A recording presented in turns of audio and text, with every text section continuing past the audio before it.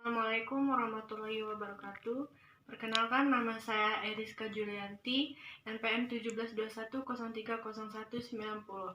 Jurusan Hukum Ekonomi Syariah, Fakultas Syariah, Universitas Islam Negeri Raden Intan Lampung, dengan dosen pengampu Bapak Rudi Santoso, SHI, MHI, MH. Baik, di sini saya akan menjelaskan sedikit tentang materi saya yang berjudul Badan Hukum sebagai subjek hukum. Indonesia merupakan negara yang berdiri di atas prinsip-prinsip hukum. Dan sebagai sebuah negara hukum, tentunya hukum ini memiliki sasaran untuk dan kepada siapa hukum ini diperlakukan. Dengan kata lain, dalam hukum tersebut terdapat perilaku atau subjek. Secara umum, subjek ini adalah seluruh masyarakat Indonesia tanpa mengenal adanya ras, suku, agama, dan golongan. Namun, dalam ilmu hukum, subjek ini terbagi menjadi dua macam, yaitu manusia pribadi dan badan hukum. Manusia pribadi merupakan subjek hukum dalam arti biologis, sebagai makhluk budaya yang berakal, berperasaan, dan berkehendak.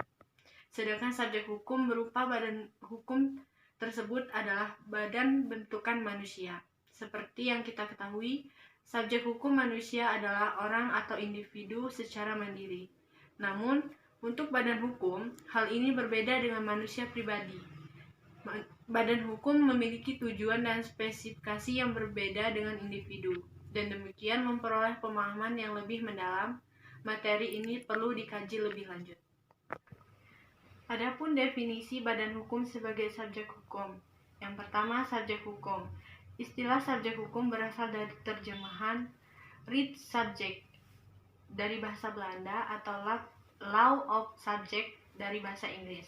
Pada umumnya, subjek hukum ini diartikan sebagai pendukung hak dan kewajiban. Pengertian subjek hukum menurut Algra adalah subjek orang yang mempunyai hak dan kewajiban. Jadi, mempunyai wewenang hukum.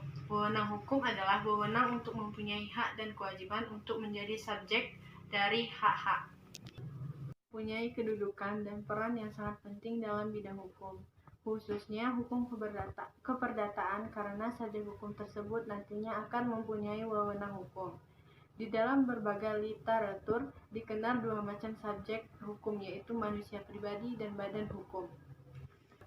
Selanjutnya, landasan dan konsep yuridis badan hukum. Ketentuan tentang badan hukum di dalam KUH Perdata sangat sederhana, di mana yang terdapat 13 pasal yang mengatur tentang badan hukum yang dimulai dari pasal 1653 sampai dengan pasal 1665 KUH Perdata. Penyebab sedikitnya pasal yang mengatur tentang badan hukum ini ialah karena orang mempelajari atau membiarkan masalah badan hukum dengan sebenar-benarnya, baru setelah kodifikasi setelah dibuat. Pada waktu itu, orang sudah dapat menganggap cukup untuk memuat sebuah titel saja, seperti yang dimuat dalam titel 9 buku 3 KUH Perdata yang berjudul Perkumpulan. Di Belanda, ketentuan badan hukum telah diatur dalam buku 2 BW, baru NBW, di mana di dalamnya terdapat 404 pasal tentang badan hukum yang terdiri dari 8 bab. Ini berarti bahwa perkembangan perundang-undangan tentang badan hukum di Belanda begitu pesat dan memberikan kontribusi yang sangat besar dalam meningkatkan perekonomian negara.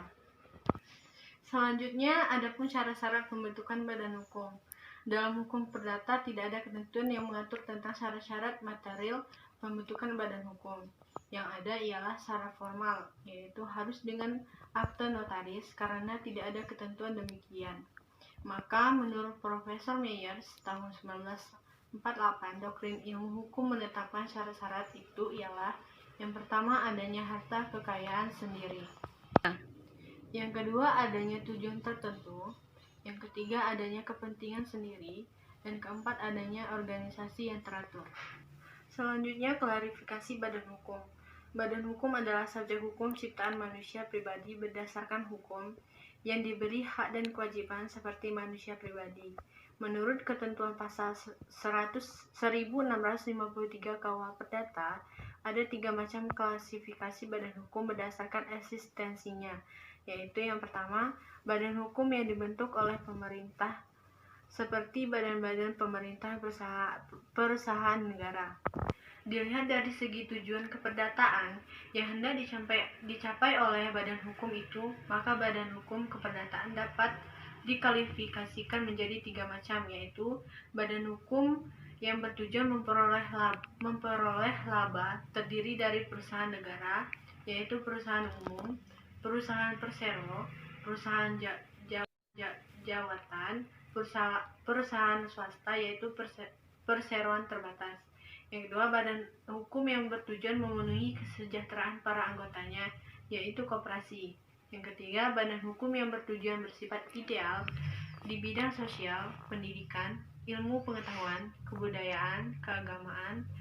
Ada pemisahan antara kekayaan badan hukum dan kekayaan pribadi pengurusnya.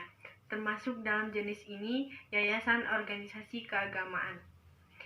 Dilihat dari wewenang hukum yang diberikan kepada badan hukum, maka badan hukum dapat pula diklasifikasi menjadi 2 macam, yaitu yang pertama, badan hukum publik atau kenegaraan, yaitu badan hukum yang dibentuk oleh pemerintah, diberi wewenang menurut hukum publik, misalnya Departemen Pemerintahan Provinsi, lembaga-lembaga negara seperti MPR, DPR, MA, dan sebagainya. Alasan yang sudah saya jelaskan dari makalah tersebut, dapat saya simpulkan bahwa badan hukum adalah subjek hukum dalam arti yuridis sebagai gejala dalam hidup bermasyarakat, sebagai badan ciptaan manusia berdasarkan hukum, mempunyai hak dan kewajiban seperti manusia pribadi.